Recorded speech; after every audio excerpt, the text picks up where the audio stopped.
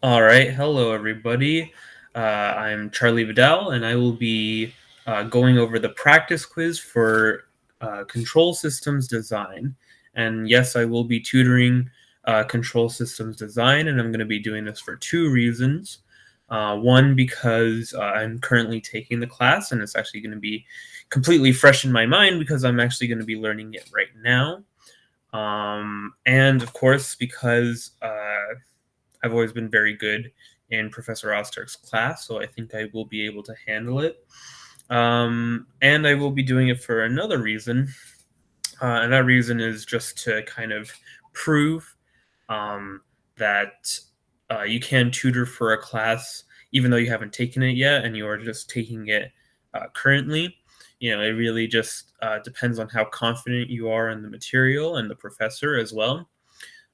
So really, this is just kind of to show some type of example for HKN that if you're going to set a practice, that you should be able to do it. So I'm currently going to be tutoring for control systems design because I kind of want to set this precedent that it is possible to tutor for a class that you are currently taking. So anyway, let's get onto this. Let me share a window real quick. All right. And let me see. Let me just make sure that it is presenting. Okay, it should be presenting right now. Actually, I realize I do not have the problem. I didn't get the document up for the practice quiz, but you should have the paper in front of you. He shared it in class. I'll just read it out right now. So for the following RL, the first problem is for the following RL circuit shown below, express IO of t in terms of VO of t, IR of t in terms of I in and I out of t, uh, VO of t in terms of IR of t. Okay, so where do you usually start with this problem? So this is actually a much simpler problem than the homework.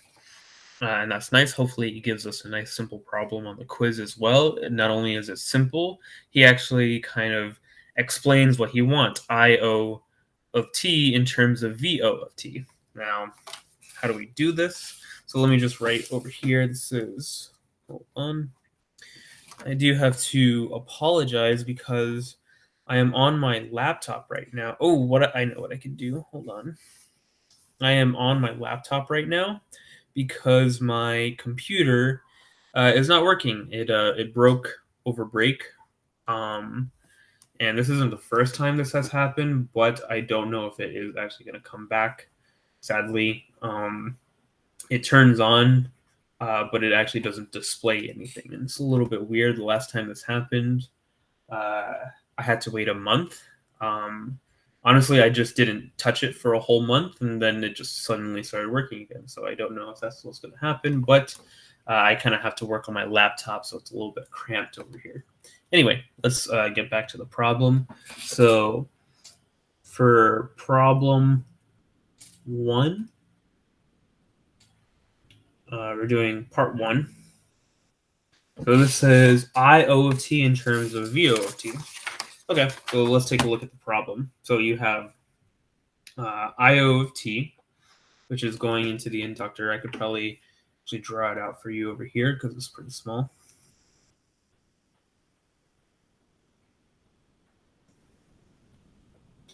Okay, so you have that.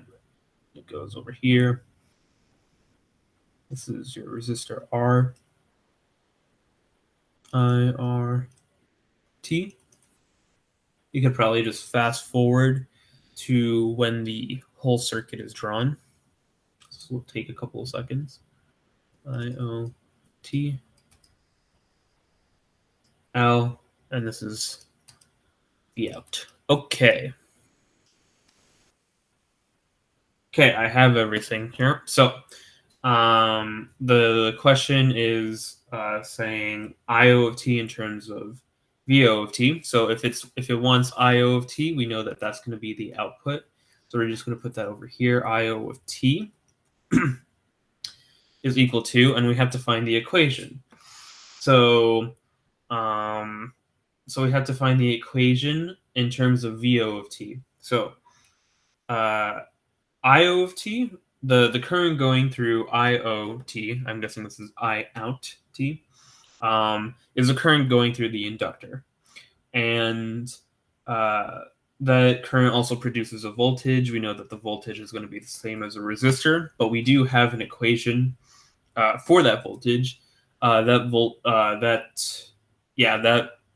current equation will be 1 over L, and that's going to be times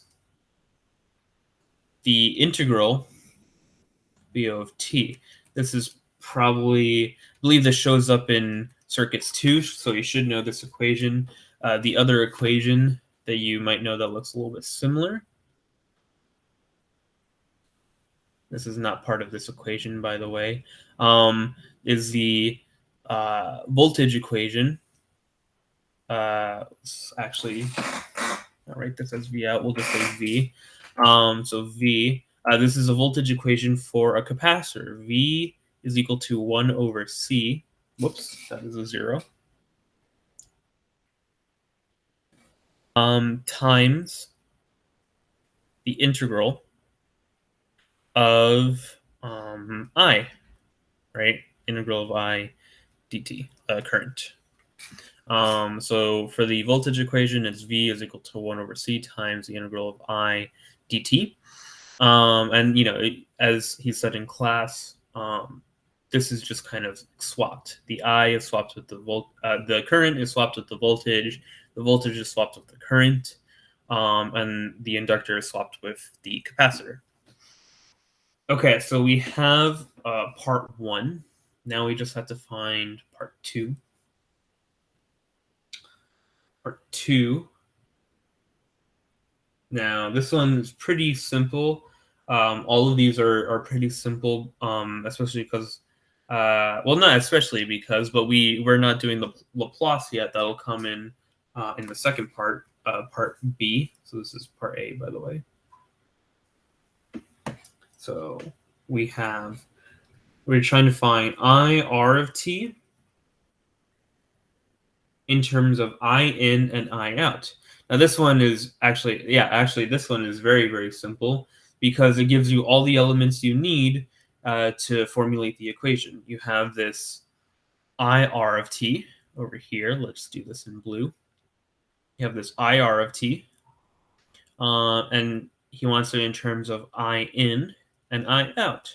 Right over here we have, what is this? Is this Kirchhoff's current law? Some of the currents is equal to 0. Yeah. So you have this I in that comes in, and you have IR of t and IO of t that comes out. So let me actually just write over here. This is, what I could do is I could actually just do this in 2 steps if you guys need a little bit refresher. I always like to do it the longer way, just in case you need a little bit of a refresher to do this. But you can do this in 1 step. So you have I in t. That's going to be positive, and you have minus IR t, and you have minus IO, right? Because you have 1 current coming in, and you have 2 currents coming out, and this will turn into, if you just subtract if you just add the IR of t to the opposite side, you will get that IR of t is equal to I in of t minus IO of t. Right, very simple. You could have just written it like this, right? You didn't have to write this first step, but just in case you guys forgot, You have it right there. Let me just also make sure that I'm recording. I always gotta make sure that I'm recording because okay, I'm recording. Yeah, I don't want to redo this whole video. Right, that would kind of suck. Okay, so we have that. Now, where is my mouse? I have a hard time locating my mouse. Okay, so we're gonna do part 3. Part 3 is actually very, very simple. This can and will be done in one step. You're trying to find V out of t in terms of IR of t. So you have a current over here. You have this current. So as you know, so this is V out, right? The voltage between, the voltage across this inductor is equal to the voltage across this resistor. And how do you find the voltage across a resistor? Well, you do the current times the resistance. So let's do that. This is very simply over here. It's going to be R times IR of t. All right, and that's pretty much the first part. Very, very simple. Now we're going to go on to the second part, part B. I guess we could do this in a different color. Let's do this in purple. Yeah, let's do this in purple. So this is part B. B, yeah, okay. Draw the block diagram of this RL circuit such that each component is represented by one block and or summing point. Assume IN of t is the input of the system and IO of t is the output of the system. Now, this is where I went wrong in class because I didn't read the directions, of course. I made VO of t the output of the system, and that's wrong because it literally says right here, IO of t is the output of the system. So we're not going to make that mistake right now. So what we're going to do is we're going to write this, we're going to write all of the equations we wrote before in the Laplace form. So let's take a look at this. Let's actually scroll up a bit so that we can see the equation. So for equation 1, I'm not going to rewrite it because it shows right over here. We have 1 over L times the integral of VO of t dt. Okay, so if you have an integral, well, first of all, to change VO of t into Laplace, the only thing you do is you do VO of s. Very simple. And if you have an integral, then you do 1 over s. So this whole thing is going to be times by 1 over s, and we still have that 1 over L. So we'll just write them both together, 1 over Ls, or 1 over SL, however you'd like to write it. If it was the derivative, then you would do the whole equation times s. If you were doing 2 derivatives, then you would do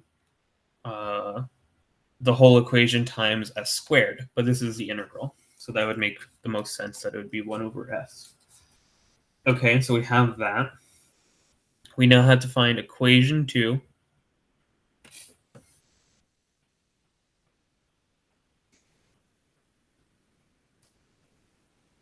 This is going to be, I actually forgot something. I forgot to write that this is equal to IO of s, of course, because IO of t would be equal to IO of s. Okay, so that's the output, by the way. So we have to find IR of s. This one's very simple. You just capitalize everything, and you write s instead of t. It's not really too hard to find the Laplace. Only thing you have to remember is, this integral rule, right? That turns into the s. And the third one, also very, very simple. This is going to be V out of s. It's equal to R times IR of s. Okay. So we have the 3 equations. Now we have to find the individual block diagrams. That's always the best way to follow this, you first find the equation, you Laplace it, you find the block diagram, the individual block diagrams, and then you find the whole block diagram. So you have over here, so I out of S is going to be the output. We know it's the output because that's what this whole equation is equal to over here, right? We have an input of VO of S because that's what's inside the equation. And then we have this block over here in between, and it's being multiplied by 1 over LS. Right? VO of S, which is the input, is multiplied by 1 over LS times VO of S is multiplied by 1 over LS. Wow, I could not get that through. Okay, so we have that equation, and that looks a little bit weird, that L. So let's just redraw this. Okay, we have that. There's one thing that I wanted to talk about. Oh, okay, I'll talk about it later.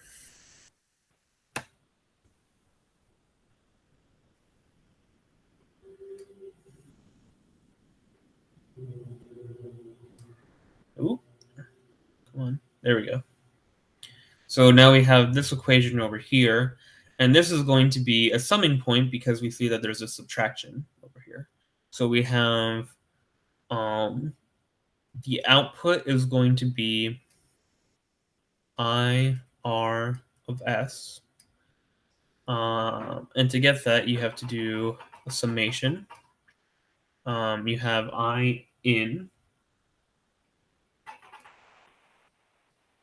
of S.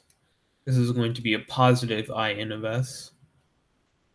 And then you have IO of S, and this one's going to be a negative IO of S. You can probably write it over here too. That would be a little bit better. Okay, so you have those two.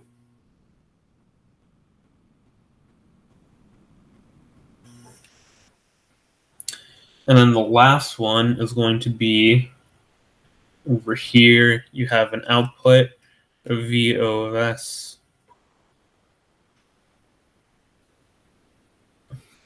R IR of S. Okay, so we have this equation. I guess I will, I'll explain what I was going to say. So you have like, hopefully this isn't like confusing to you guys. This is VO of S over here, which is an input, and we have VO of S over here too, which is an output. And you might be thinking, well, how is that possible? How could be an input and an output? It is because of in the block diagrams, you do have that, like, when you have a branching point over here and it goes backwards, that can happen, right? Or actually, it's not even that. Honestly, it's not even that. It's that one thing can be an output and an input. So I will actually show that in the block diagram. Hopefully I didn't confuse you guys, honestly. But I'll show it in the block diagram over here. And you'll be able to see why that makes sense. And I'll also explain something else afterwards with just how you can tell if you got the problem wrong or if you got the problem right, or if at least if you're on the right track. So here. So actually, let me go a little bit more up, and I'll probably do this in a different color as well. So let's draw the full block diagram over here. So the best way to start this is to draw your input, I in of S, and to draw your output all the way over here, I O of S. That's probably the best way to do it because you always know that the input will be all the way on the left and the output would be all the way on the right. So you have these two equations. Let's see.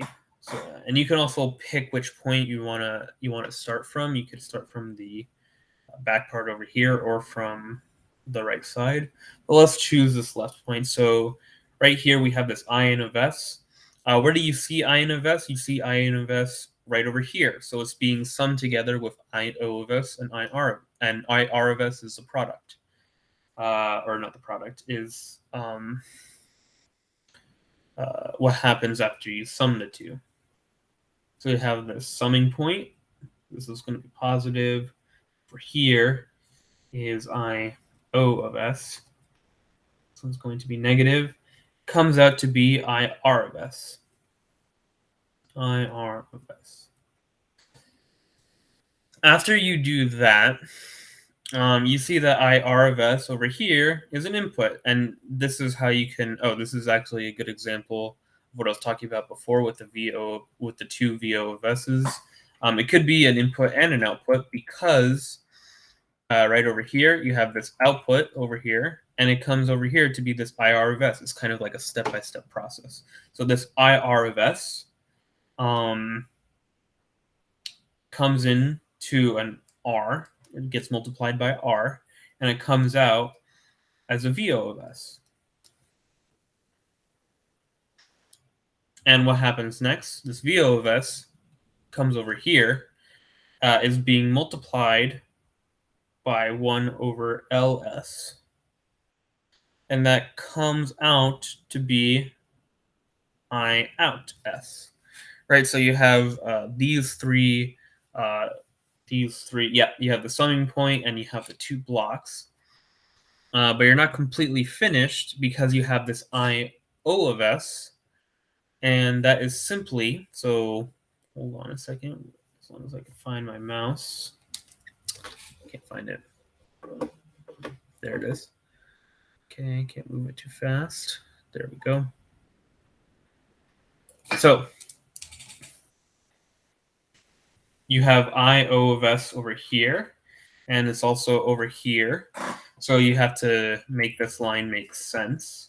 What you can do is you could just connect this line to over here. This is a branching point, right? This whole line is I O of S. This is the output. This is the branching point where it comes back and comes into the system as a closed loop. And this is kind of a representation, the block diagram of equations that you have used all the time. Honestly, you've probably even seen this circuit before as well.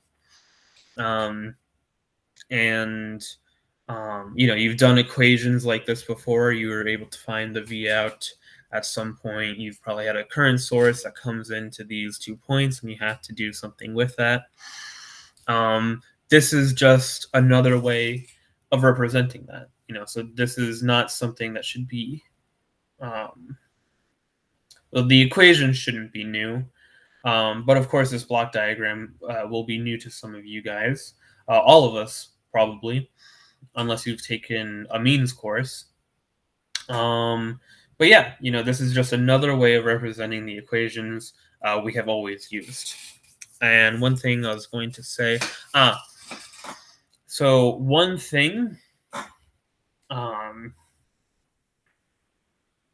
one thing that I wanted to say, and this is how you know that you've done a problem wrong or that you're on the wrong track. So let's say you have a problem, which is I in of S, right? This is your input. And you have an output, I O of S, right? And for some reason, you get an equation that looks something like this, or something similar to this, where I in of S is equal to I O of S. And maybe you have some like elements over here, right? You can have like, you can probably have like, I don't know, a 1, an R, or something like that. This might mean that you're on the wrong track, because if you have the input equal to the output, they're probably just going to be straight up connected to one another. Something like this. Or you can have a very simple equation. So let's say that this was R, right? Um, but that wouldn't really make too much sense because these are uh, currents. These are two currents. And why would they be equal to one another if it was being multiplied by R? So let's say the R was over here, right? This is a block.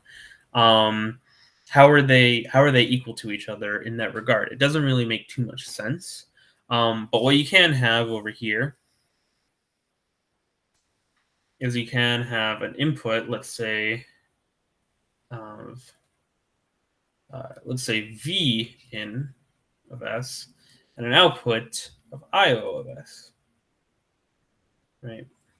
This is the R that we used before, right? This makes sense because voltage, current times a resistance is equal to the voltage. V is equal to IR, right? This makes sense. But when you have these like similar elements, you have like two currents or something like that, and it's being multiplied by an R, probably probably doesn't really make too much sense, right? So keep an eye out for that.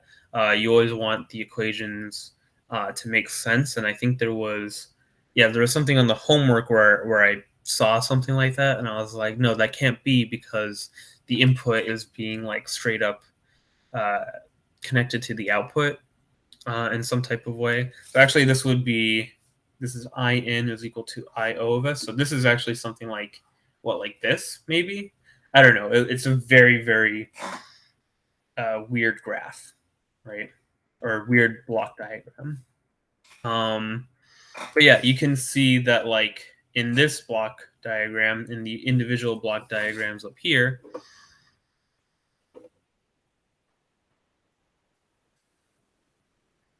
over here, if I can just, yep. So you see how there's like multiple steps to get from I, to get from I in to V out, or no, so sorry, from I in to I O. From I in of S to I O of S, you have to do multiple steps. You have to add the I O of S over here. She has to do IR of S. The IR of S comes in over here. You do something with this block to get VO of S, and then this VO of S has to be multiplied by this other block, and it becomes IO of S, right? So it's a multi-step process, and it's probably not going to be so easy on the quiz either. So it is going to have like these multiple steps. So it wouldn't just straight up be that the input uh, is equal to the output, or that like it's just a single block and it's like weirdly formatted like down here, right? I don't even know how I could show this. Maybe it would be something like this. I'm not too sure. Um, but anyway, hopefully that gives you a little hint on the quiz as to whether you're doing it right or not.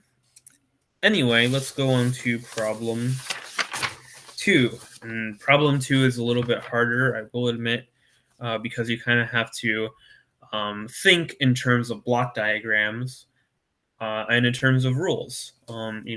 If you've ever taken Oztur's class and you've just like seen how he teaches some of the material, at some point you're gonna have to go and uh, do a kind of question where it's solely based on rules, right? You have to follow one rule to get the answer, or you have to follow multiple rules to get the answer, right? Basically, everything that you've been taught over here, if I could scroll up, I could just go like this. Everything that you've been taught over here doesn't necessarily apply to this next problem. It's actually what was taught in class. So let me show you that. I'm going to have to redraw this block diagram. So if you want to skip ahead, please do. It's going to take me a little bit.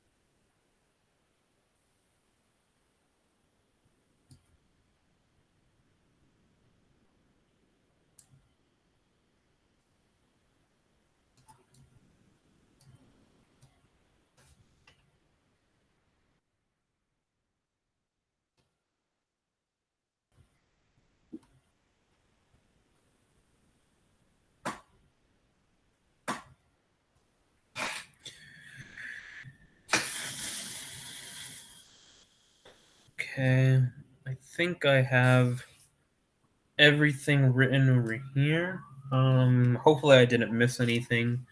All right, so you have this block diagram. Question says simplify the block diagram shown below, then obtain the closed loop transfer function CS and RS, CS over RS. Okay. One thing that I'd actually start this problem with is actually just like fixing one thing that is a little bit confusing. I'm going to split up this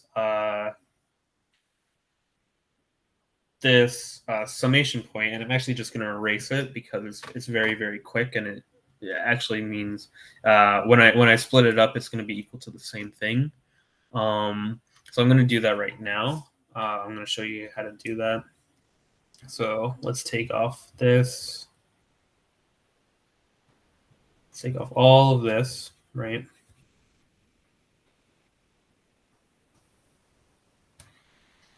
Okay.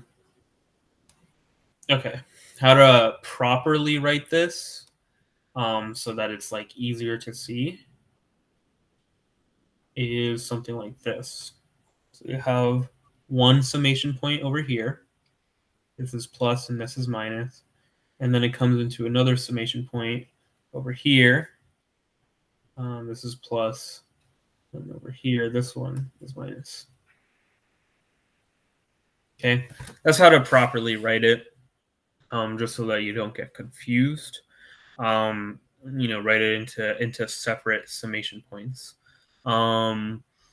It's equal to the same thing, of course, because this is going to be subtracted by this, and this whole equation will be subtracted by this one as well.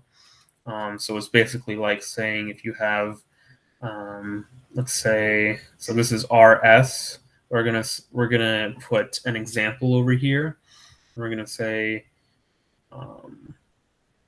V1 and V2, just as an example. This is saying R of S. Before it was R of S minus V1 minus V2. And this is basically saying R of S minus V1. And then you have the next step would actually literally be negative V2 plus R of S minus V1. And you can see that that is literally the same exact equation. It's just split up into two steps. Now, you might ask me why. It's literally just simpler to visualize and to see what's going on rather than, oh, shoot. It's simpler to visualize and see what's going on rather than having it as one whole summing point. So if you ever see something like that, still haven't selected everything over here. If you see something like that where it's a summing point with multiple summations, just split it up. Okay, so now, actually, I was gonna say we're gonna start the problem, but I do have to explain one thing that I knew a few people would be confused about, because I was confused by it too. And that's open loop and closed loop. What does it actually mean? So let me give you this example I gave in class. So let's say you have something that looks like this. It won't look like this. Maybe I could draw it a little bit better right now.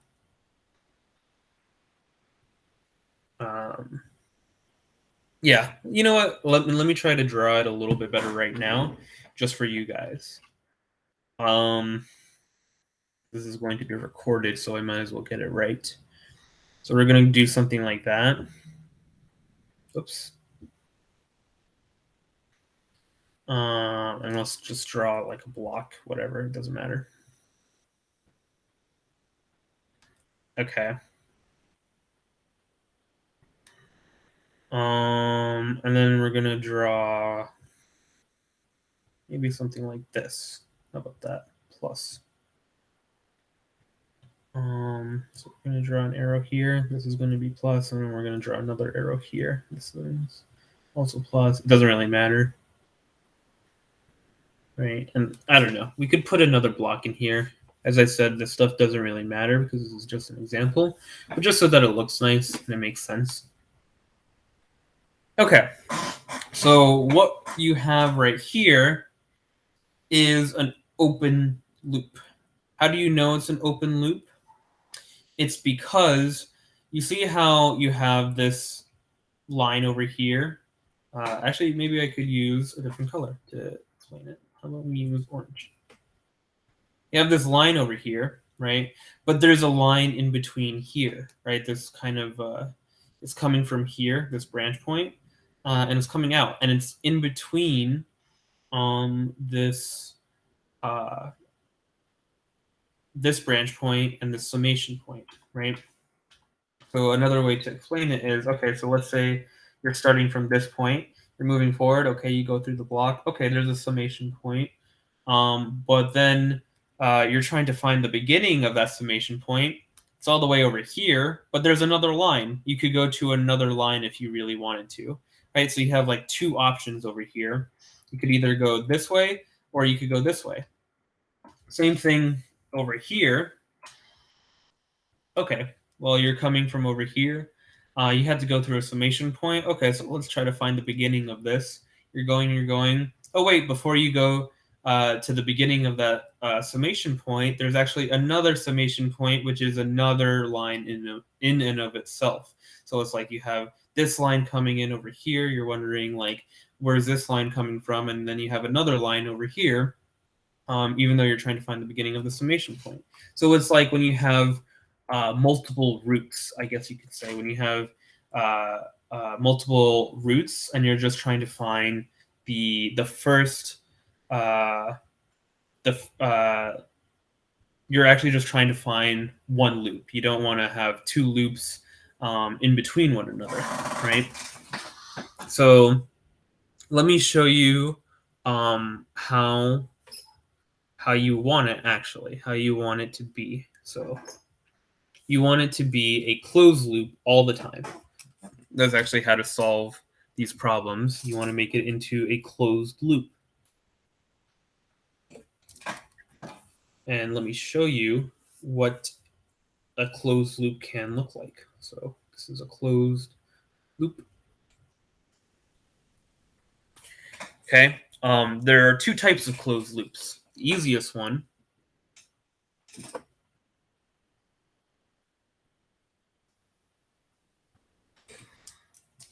the easiest type of closed loop, and I'm just actually gonna draw it like how I drew it before, is something like this.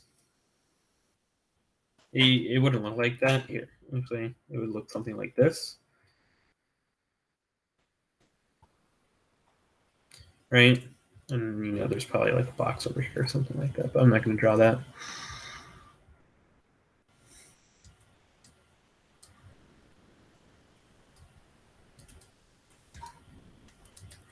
Okay, this is closed loop number one. This is a very simple closed loop where they're literally just not even touching each other. One loop is not partially in another loop. They're completely separate entities. And this is the nicest type of closed loop because it's very easy to see, to visualize that they are two separate loops, right? So this is loop number one. And we're going to go on to loop number two, which is also pretty simple. This is not too hard. But it's just its own thing. Loop number two would probably look something like this. So we have, let's go with a summation point over here.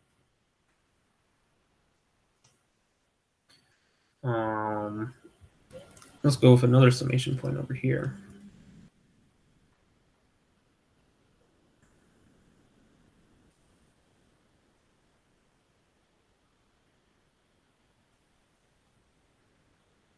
Right? Something like this.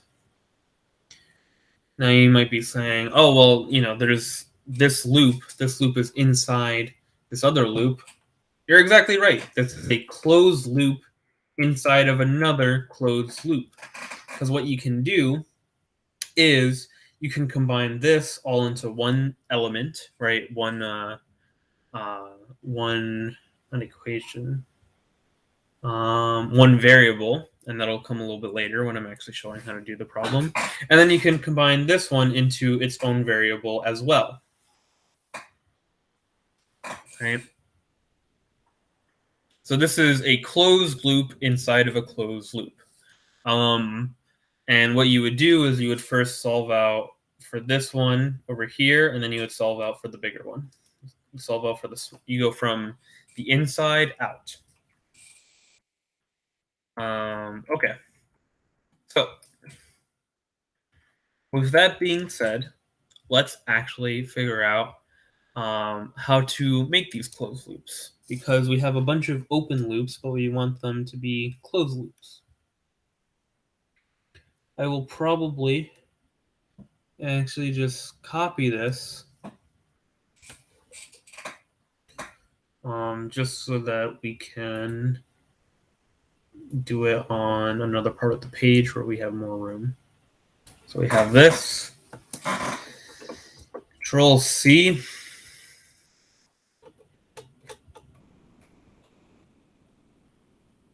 Control V. Okay. So you're looking at this problem and you're wondering, okay, well, we have a few open loops. We have one closed loop over here, which is very nice. You know, all this one, this line. It's not like the whole line, but you know what I mean. Like this, from here to here to here. Right. This is a closed loop because all the elements inside are inside, right? And there's no loop that's like partially in, partially out. That's its own closed loop. But that's kind of like the finishing touches. That's what comes at the end. As I said before, you have to go from the inside out. So we're gonna start with these. Ooh, actually, I know what I can do. I can copy this again. Or actually, no, not even copy it. I already have it pasted. Or I already have it copied, I mean. And then you can see what I do. What are the changes that I make? Okay. So as I was saying, you want to make it into closed loops over here. Okay, and you have two open loops. You have this one. You have these two over here, which is making an open loop. And you have these two over here, which is making another open loop. So what we want to do is we want to focus on the branching points, and we're going to figure out a way that we can make it into a closed loop. For closed loops. So what you can do, let's start with these two over here. Okay, so we're going to start with these two. We're going to try to move this branching point, okay? And I'm going to show you one thing that you can do. So let's say you want to move the branching point over here. Well, that doesn't actually make, a closed loop. You still have this partially inside this loop over here, right? So that doesn't make a closed loop. And you might think like, oh, okay, so if I can't move it there, how about we move it over here, right? You want to move it before this summing point and after this G1. Please do not do that. You would technically be correct. You can do that. You can move it before a summing point. Do not move branching points before or after summing points, though, because to do that, it's a very, very complicated summing point that he talked about in class, where it would look something like this, and it would look something like this, and this, and it's like, oh wow, this looks really, really bad. Right? It looks something like this, And that looks terrible. This is super complicated. You don't have to do it, and you might as well not do it because it's not going to be on the quiz. He told us not to do it. So just don't move branching points before or after summing points.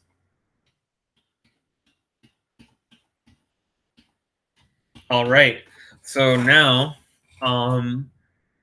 you can think like, oh, okay, well, if I can't move it there, how about we try moving it forward? Now, once again, if you try to move it over here, this would not work. This is still before this summing point, so it's still partially in this loop here.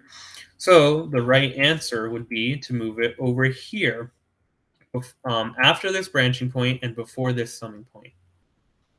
So it would look something like that. There is another solution, which is to move it over here. Which is to move this point over here, right? Because if you move it over here like this, then technically this is its own loop and this is its own loop. And one of the students I was talking to in class did this, and you can do this, but I didn't do it like that, so I'm not going to show how to do it. I just really don't want to do it right now. But that is perfectly possible. You can do it like that. I just don't really want to do it like that. So we are going to move this branching point over here. Sorry to that student in class, because I allowed him to do it and I didn't really say anything. But you know what? I like to give people challenges. And if he can figure it out and get it right, well, good for him. So we're going to move it like that. And we're going to erase this, right? We'll just pretend that this didn't exist. Or it did exist, but actually what I can do, I don't want to,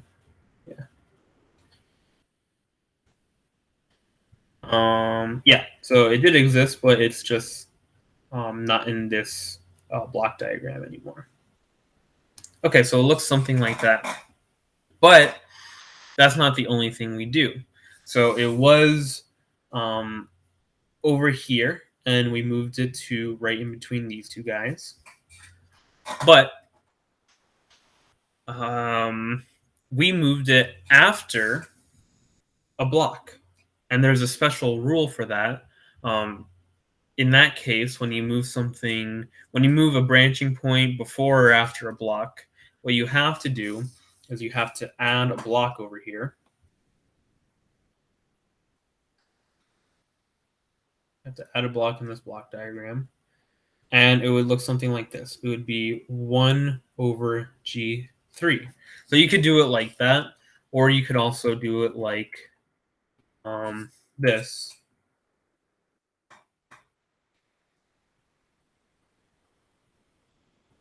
Where you just erase that, and this becomes H1 over G3. Either way, perfectly acceptable.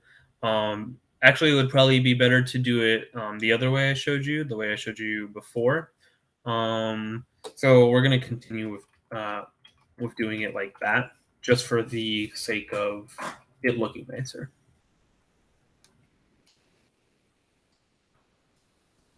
Okay. I did it the other way, but don't do things like me because it doesn't look as nice. Okay, 1 over G3. Don't try like skipping steps and making things easier. It might confuse you on the quiz. Okay, anyway, so we have this 1 over G3, and we're also going to do this block diagram over here as well. So let's take a look at this. Let's do this in a different color. Let's do this in light blue or cyan. So you have this whole thing over here. I don't know what this is. You have an open loop over here. So there's two ways you could do this. You can move this branching point to right over here, or move this branching point to right over here. Both ways are acceptable. I did it like this.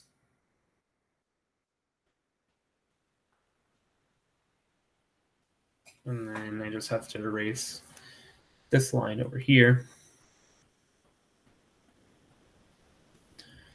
And yeah, I'm going to have to erase this. I'm going to have to make a little bit of room because of one rule that you guys should know. I just taught it right now. I moved the branching point after a block. This should be 1 over G4, right? 1 over G4.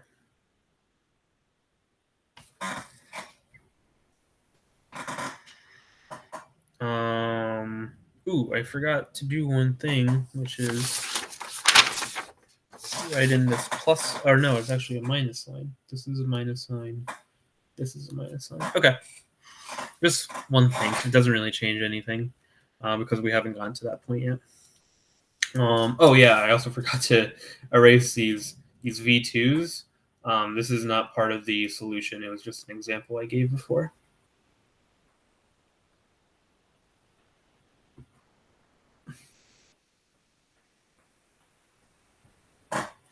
Okay. I think that clears up everything. Okay, so now that we have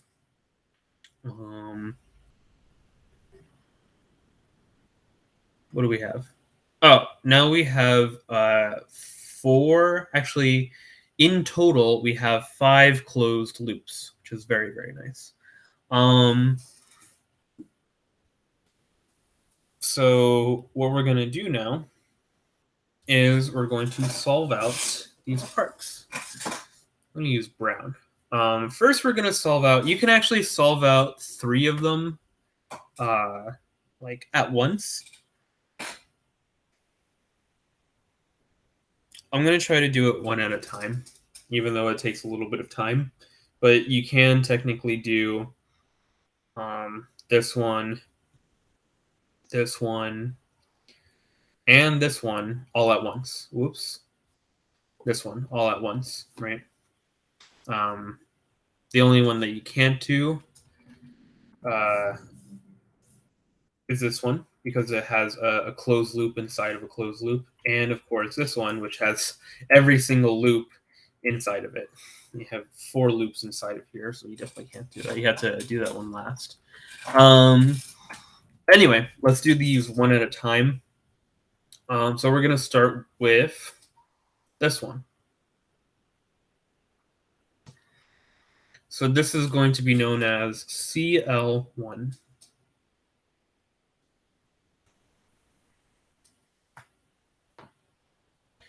Okay.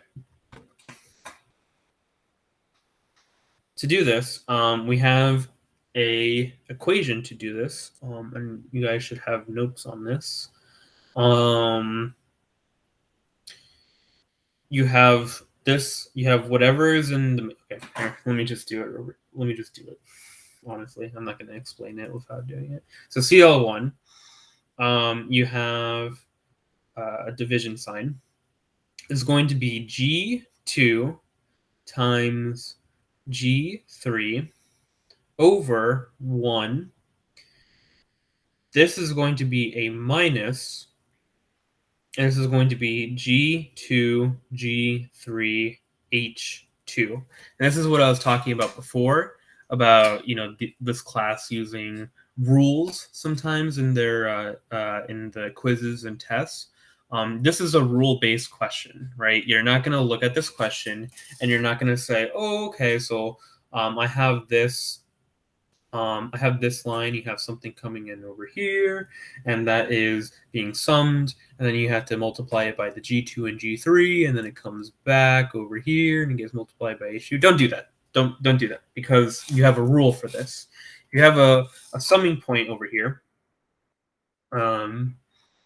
and you have this like main line, you have whatever is in this main line, and then you have a branching point that to the summing point, which it should be a closed loop, by the way.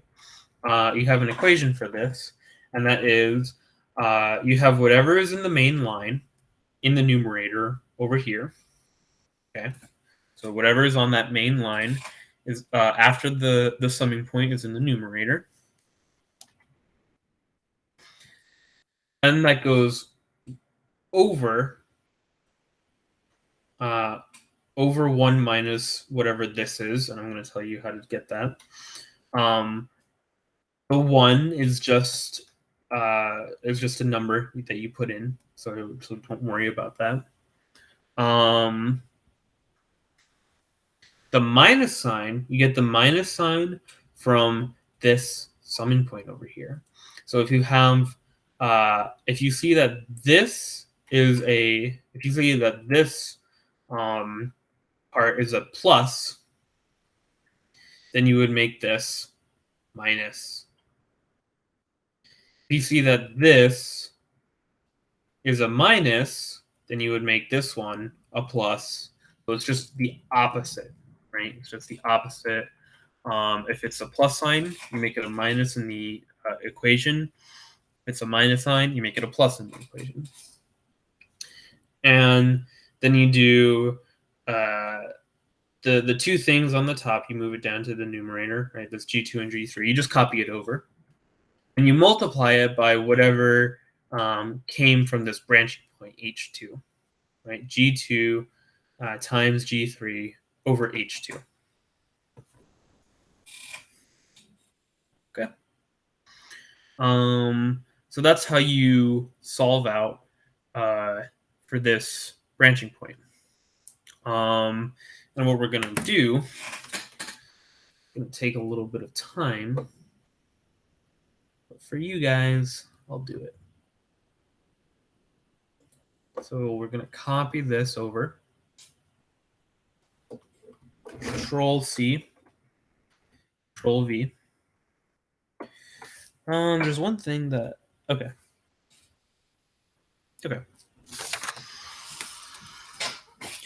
And also, if you didn't understand the CL, like how to solve out for CL1, it's okay because we have multiple closed loops. So we're going to solve it out multiple times, and we're going to see a few different cases.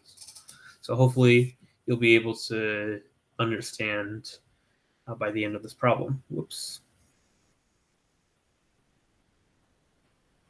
Please. Okay. And what we're going to do is we're just going to have to erase all of this. It's not supposed to be here. Hold on. Let's just delete this.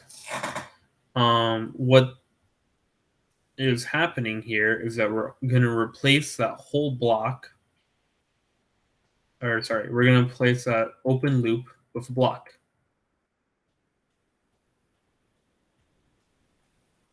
And then I can just erase this circle, as best as I can. Okay, now what other block would it be? Then, of course, CL1, which we just found, right? The whole point of doing that was to find a new block, which is CL1. So that's how we're like simplifying this problem. You take closed loops and you just make it into a block. Very simple. So we have the CL1. And now we can move on to the other two blocks over here. We actually can do, hold on. We can do this block right now, but I'm just going to save that for later. It's a little bit bigger, so might as well go on to the smaller ones. Okay, so we're going to do this block. I'm actually going to erase this circle, but we're going to do this closed loop. And we're going to make it into a single block. I'm going to erase the circle because I found out that if I draw a circle and try to erase it later, it's a little bit annoying. So anyway, Cl2. By the way, I forgot to mention at the beginning, I'm also jumping the gun here a little bit because he hasn't posted the solutions in class. I think he said that my questions were right. He didn't seem to have any problems with my answers. But if I do see that I get a different answer than the one on the answers, on the practice quiz answers, whatever he submits, right? I'll probably either post another video. If it's really, really small, I'll just make a comment on this video. And I'll also check with Professor Ozturk just in case, just to make sure that uh, I am actually wrong, and that he didn't just make a mistake on the answers. But okay, so we have this Cl2. Okay, so we have this G4. This is on the main line. This is where we start. G4 is going to be at the top. You just put in a 1. Now over here, this is minus. So what do? We make this a plus. And you can see that there's nothing on this main line. So what you just do is you write G4. Okay, before you had, whoops. Why does it keep doing that? Oh my god. Okay, anyway. Before you had this. You had G2 over G2 times G3 on the main line, and then you rewrote it down here, and you had to multiply it by this H2. But down here, you actually just have G4. There's nothing on the second line. There's nothing on the branching point, so you just rewrite G4 over here. And that's how you find Cl2. The next part, I'm going to copy this again.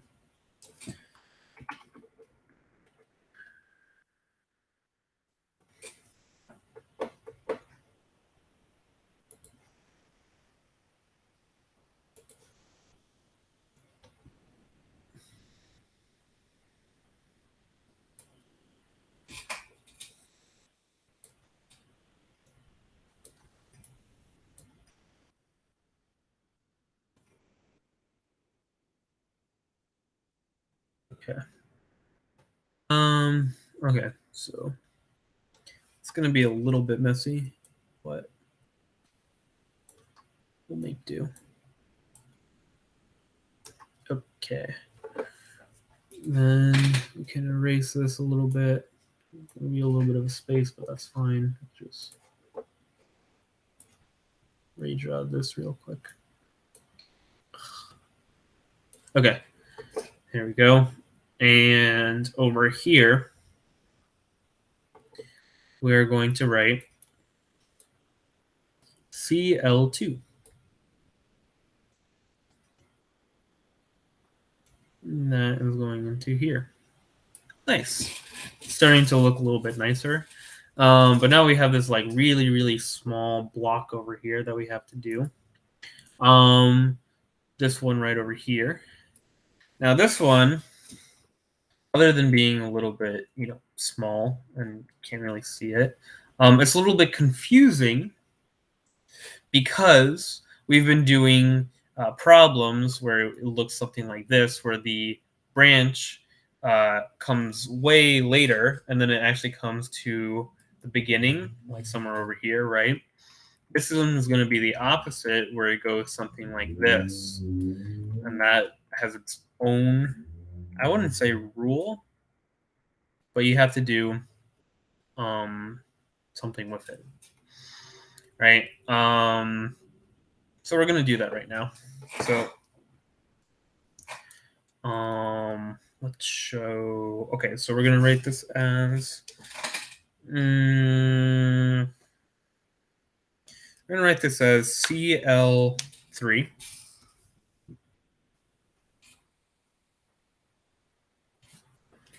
Okay, CL3. So, what do you do when you have this branching point at the beginning? Remember how I said before that this is like rule based, right? And you only have to know the rules. Um, this one you can actually just ignore what I said and just follow through with it. Just see uh, how it works out. So there is one rule about this though, and you do have to keep this in mind. So as you might be able to see over here, there is a CL2 block. So you're thinking like, oh, okay, so the CL2 comes in over here and is multiplied by 1 over G4 and then gets added. You do like a whole bunch of stuff with CL2. No, you actually don't do it with CL2. When you have something like this where there's a branching point, comes into this 1 over G4, comes over here, right? What you actually do is you treat whatever is this input before this branching point, right? This input over here, you're going to treat it as 1. So everything you would say that, okay, this is CL2. No, this is just a value of 1. Okay. And with this value of 1, let's see what happens. So you have a value of 1. It's coming in, right? It's coming in over here. Okay, so you have a branching point. So you have to go 2 ways. You have to go up and you have to go right. Um, let's first go to the right over here. So you see that it's being summed, right? So it's like, okay, well then you just have one, a positive 1, and it's being subtracted. It's being subtracted by something else over here. Okay, well we're going to find that out right now. So you have 1 over here. It comes into the branching point and it goes this way. And it goes into this 1 over G4. So 1 times 1 over G4 is 1 over G4. Okay, you finish that. You come over here, and you see this minus sign. So it's going to be minus 1 over G4. And what is that being summed to? 1, which we already wrote over here. So this is 1 minus 1 over G4. Maybe I could explain that again, but from the other side first. So you're a value of 1 starting from here, and you go over here, and then you start going up. You go through the 1 over G4, you multiply. So you become 1 over G4. You come down again, and it becomes a subtraction sign. So it's going to be negative 1 over G4. Then you come back over here. You have a value of 1, comes this way to a positive sign. So it's going to be 1 plus, it's going to be positive 1 minus whatever we found over here, which was 1 over G4. It's just another way of explaining the same thing. So that's how you find this block. Now let us redraw this. Whoops.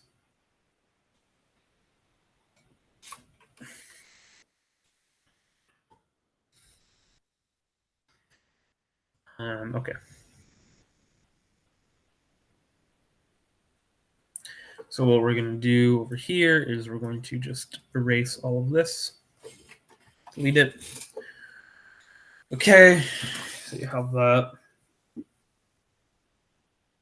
over here. This becomes block CL3. There you go. So we've simplified 3 blocks so far. Now let's simplify this block. This block over here. Okay, and as I said before, it's a little bit hard to erase if I keep that circle, or in this case, a square. So I'm just going to erase it right now. Just know that these are the elements that are being included. Okay, so we have, sorry, I keep saying block. This is a closed loop. All of this, whoops, all of this is a closed loop, and we're going to turn it into a block. Okay. We have CL4. Also, I don't know why we call it CL4. I just know that. Oh, I just figured it out. Closed loop. That makes a lot of sense. Okay, so we have closed loop number 4. That is going to be okay. So it's whatever's on the main line. As you know, this is a branching point, and it comes into the summing point that starts that it actually starts from the summing point, and then you find the branching point a little bit later. So when you have that, this is going to be a bigger one. It's going to be you have a numerator and a denominator. You have G1 times CL1. This is going to be 1 down here. It's going to be plus. Going to be plus because remember that this is minus. It's going to be G1 CL1, and that's going to be multiplied by whatever is on this, whatever is on the secondary line over here. So this is going to be H1, and this is going to be multiplied by 1 over G3. Once again, you can combine these two into one thing, or you could just leave it like this. You could write it as H1 over G3, right? I'm actually going to do it like that this time because it looks nicer. Like this. H1 over G3. But if you want to keep it separated, that's also fine. Okay. We have these. CL4. Let me copy this.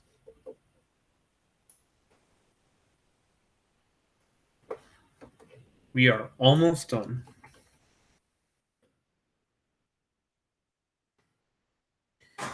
Okay, let's delete all of this. We just have, I think, one more step and then we're going to be done.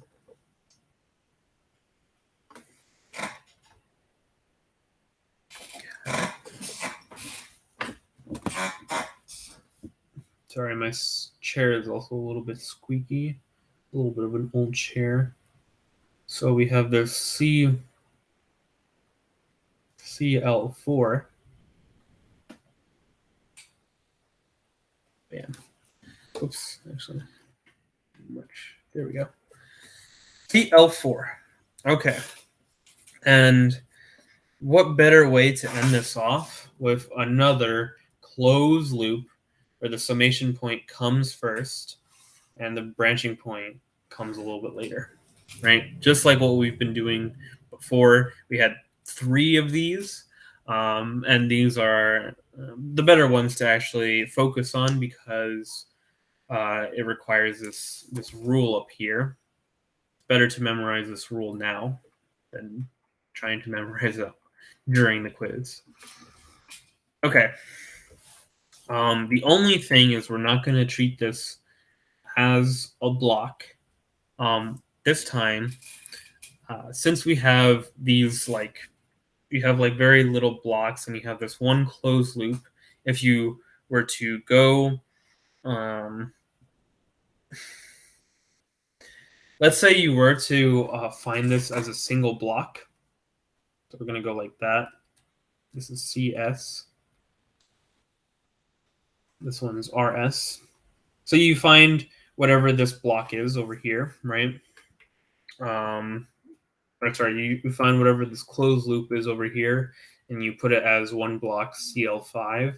Then CS over RS, which is how we're going to write the output. The transfer function, I'm sorry. We're going to say CS over RS is equal to CL5. And there's no real point in doing it like that, into making a single block and having to draw another, block, right? A closed loop into a block. So we're actually not going to write this as a block.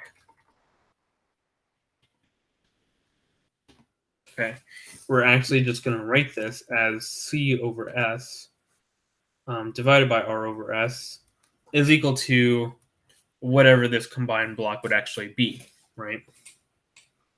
So we're going to just write it as this. So we have Cl4, Cl2, and Cl3. So you have Cl4 times Cl2 times Cl3. You have the 1. It's going to be plus because this one is minus. And there seems to be nothing on the second line, so you would just rewrite it Cl4, Cl2, Cl3, right? And, as I was saying before, technically this would actually be equal to Cl5, but you don't have to you don't have to write it as Cl5 because this is actually the transfer function over here. Now, you don't have to simplify it into one block because that would just be an extra step, right? So you can just write the transfer function just as this. This is going to be your answer. Let me just make sure. CL2. Yeah, I wrote it a little bit differently on mine because I kind of did multiple steps at once. I would actually suggest on the quiz to not do it in multiple steps like this. So like from, let's say over here,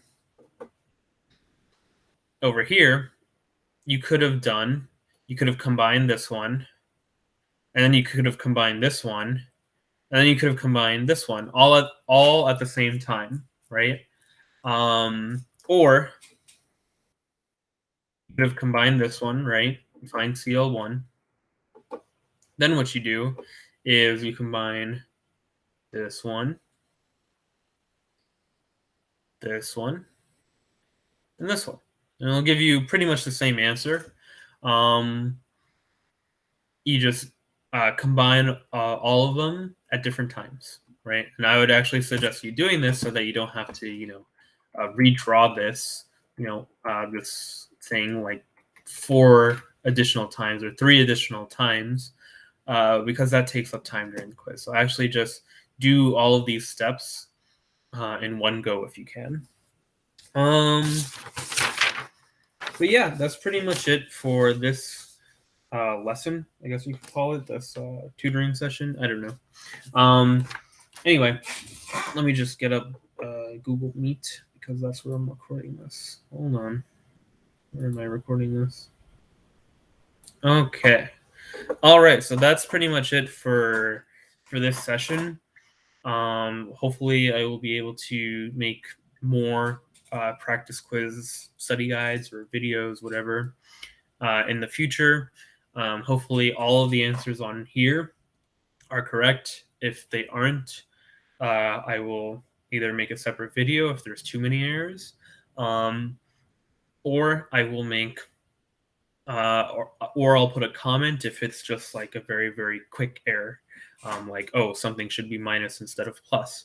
But I would highly suggest you guys doing these problems by yourself, trying them out, trying out the homework as well, of course. Try to get that in by Thursday.